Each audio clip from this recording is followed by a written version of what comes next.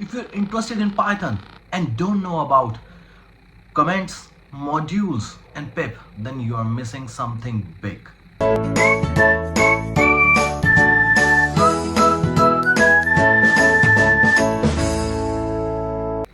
Hey, this is Ankit. Today we are going to learn about modules, comments, and pip.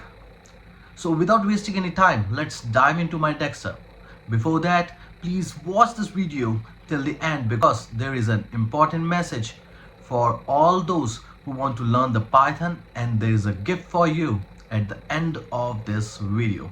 So let's dive into my desktop to learn more about the basics of Python.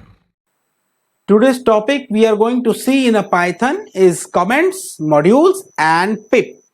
So let's start with the comments. Basically, some of you maybe understand that what is a comment, but if you don't, let me explain. Comments are something when you want to pass some information to some other person. If you are writing some code and other person is also writing some code, right? If you want some information you want to pass to the other person, or you want to provide some information to your code so that in future you can understand and identify why you have written this. So in this scenario, comments are very useful, right? Comments are those statements which our interpreter is not gonna execute in any case, right? It will be available in your program, but it won't execute by the interpreter, right? So let's see in action. Let me open the IDLE. So here you can see I'm in a Python prompt, and if I'll type a print function and I'll type any message like hello AKS. Now if I'll press enter, now you can see the output is created or output is given by the Python interpreter. But if I'll put a hash keyword, which is a keyword, or you can say the character for the comment in a Python. So after the typing hash, Python will understand everything is written for the comment only, right? Let's see in action. Hello world. Now you can see if I'll press enter this time, it won't print anything because this is not a statement or any command for the Python. It is just a comment or message in your program. I hope you understand.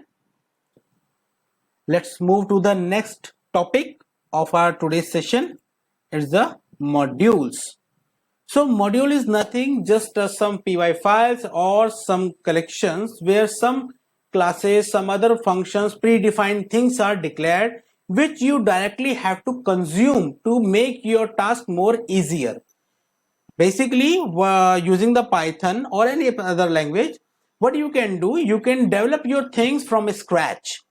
But if something is pre-created or pre-available, then why you have to invest your time to create these things to perform your task from the scratch? So better consume those modules, consume those libraries to make your task easier and faster.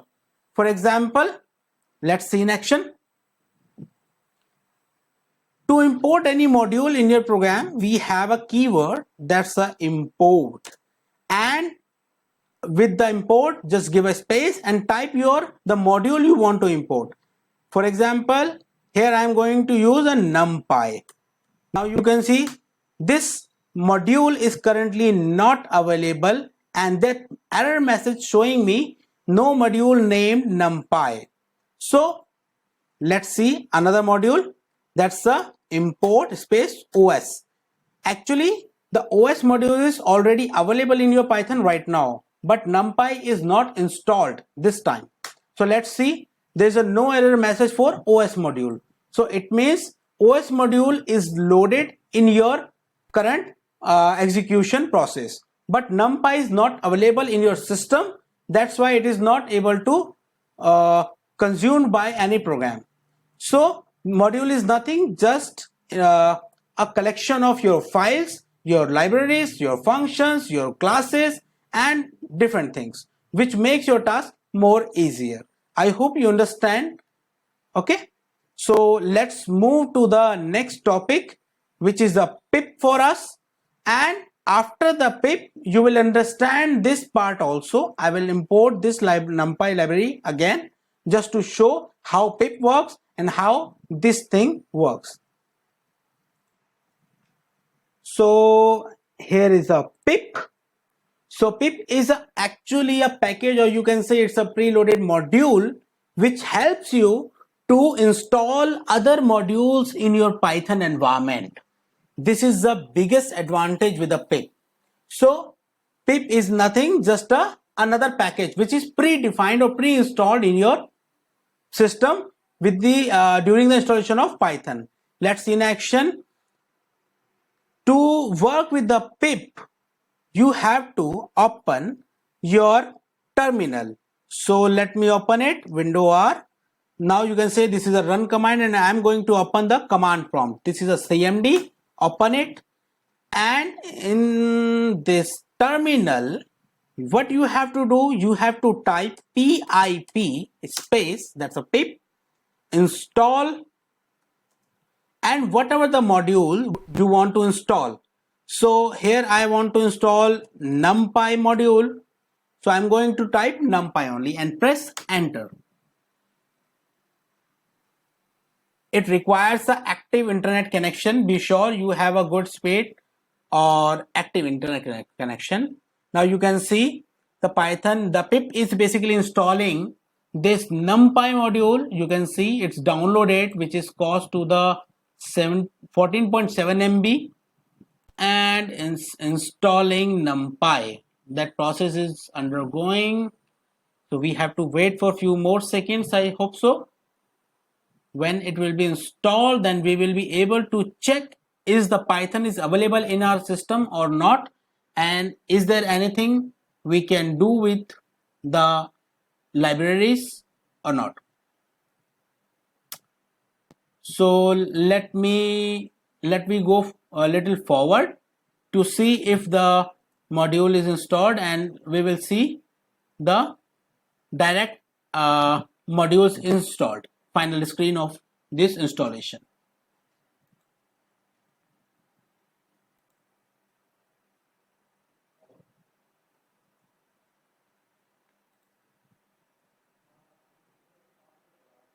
Now you can see our module is completely installed and successfully installed NumPy 1.22.4, which is a version of current NumPy module.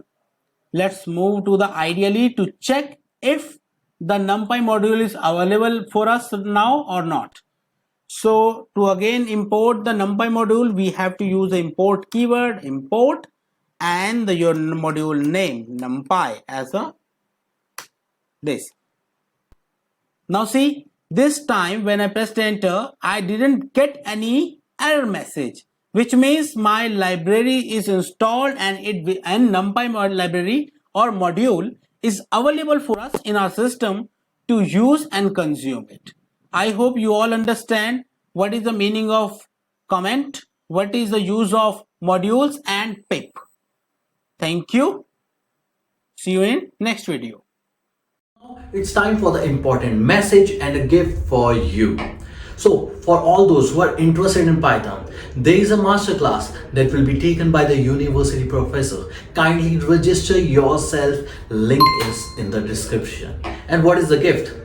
So we are going to take 5 lucky winners from that particular masterclass who are going to learn the full Python from the university professors for free.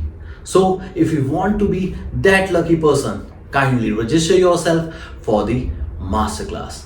Thank you.